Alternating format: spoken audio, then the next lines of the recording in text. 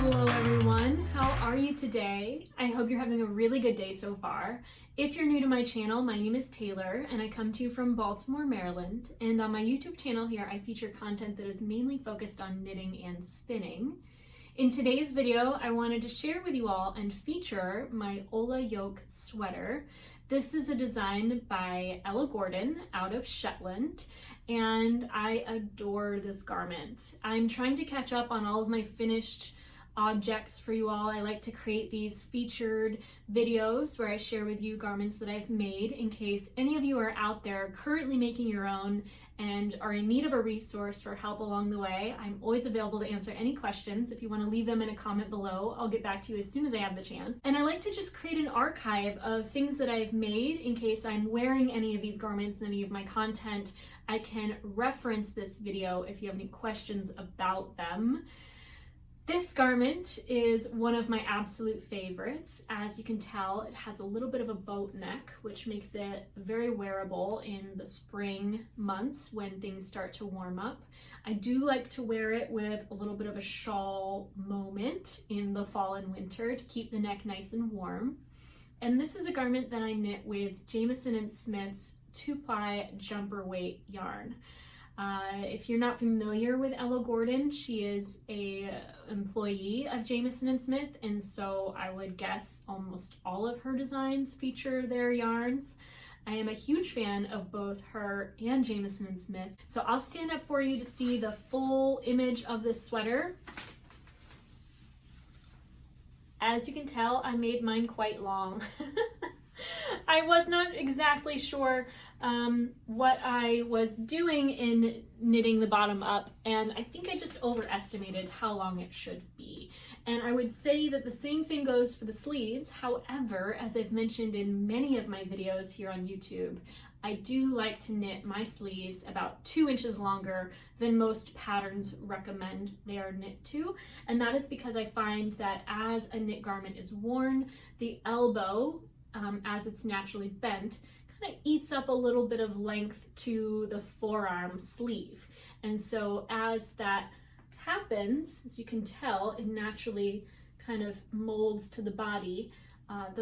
The forearms can become quite short in length if they're not knit a little extra. This garment is the first garment I ever made where the sleeves continued to fit me throughout the duration of its wear. So I'm really happy with the results of this sweater.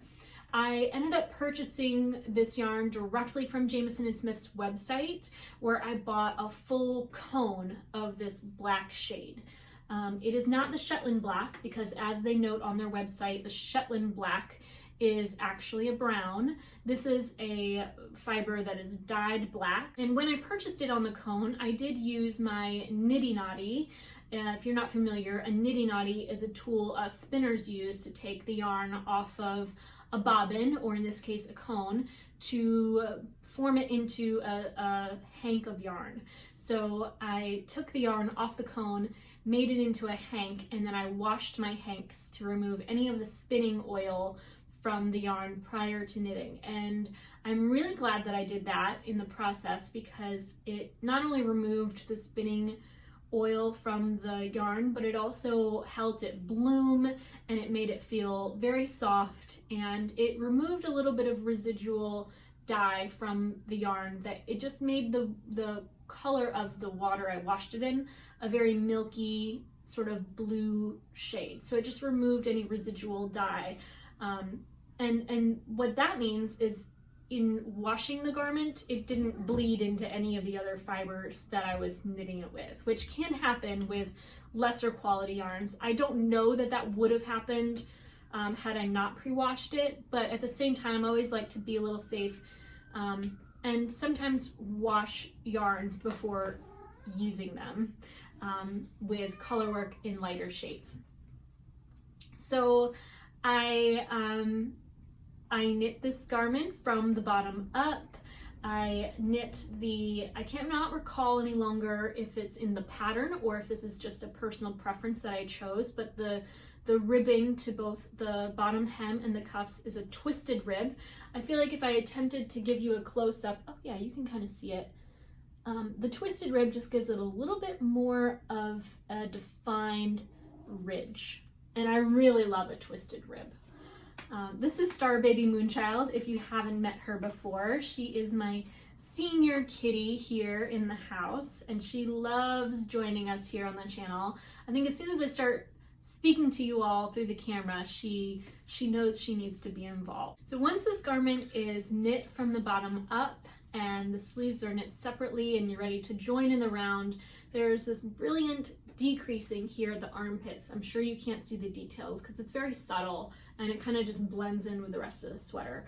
But it's almost like a raglan shaping to the deep armpit area to make the garment the right size for around the yoke, and then you'll begin the color work. So I did end up purchasing the original colors of this design along with, I would say, about a dozen other colors that I just really liked. I kind of took full advantage of doing a bit of a yarn haul from Jamieson Smith's website because I knew I was going to pay for shipping once. I thought I might as well not pay for shipping again later and just get everything I could ever want. And I invested in several colors of their 25-gram skeins of 2-ply Shetland wool. That's their woolen spun yarn, and I'm so glad that I did. I decided that I wasn't actually going to knit the colors that the pattern was written in and instead choose my own variation of colors for this design, and I'm really pleased with the result. I will insert a close-up of this yoke here.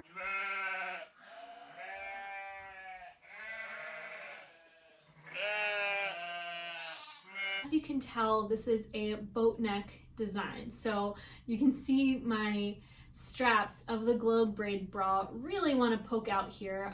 I find that most often I can kind of tuck them beneath it.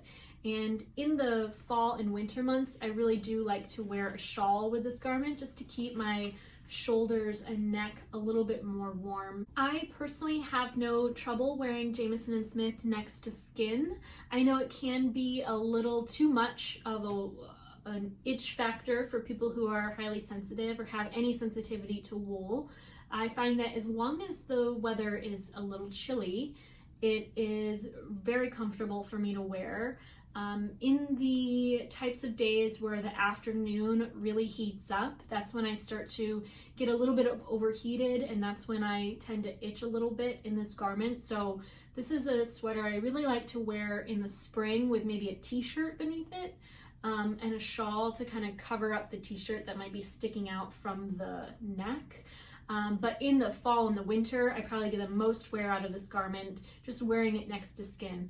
It's really nice and lightweight, so it's really perfect to wear on its own or layered underneath other garments that have the space for a knitted garment to layer beneath it. So this is just a sweater that I really, really love to wear. It is quite long, and so I do tuck it into skirts if I'm ever wearing it with a skirt. I don't typically layer it over top of dresses. I may end up making another in the future that I could layer over dresses, although I most often wear dresses in the spring and the summer, and that's not exactly the type of weather I would be wearing this garment. So if I did knit another version of this garment in a cropped version, I would probably choose an alternative yarn. One thing I really like about knitting with Jamieson Smith's 2-ply Shetland yarn is it's very forgiving. The woolen spun quality of it makes it a little bit stretchier, and kind of the colors sort of blend together in a way that looks very cohesive. I will say that when you make mistakes knitting the color work with this yarn in particular, it's very easy to duplicate stitch over them and to hide any error in the color work design.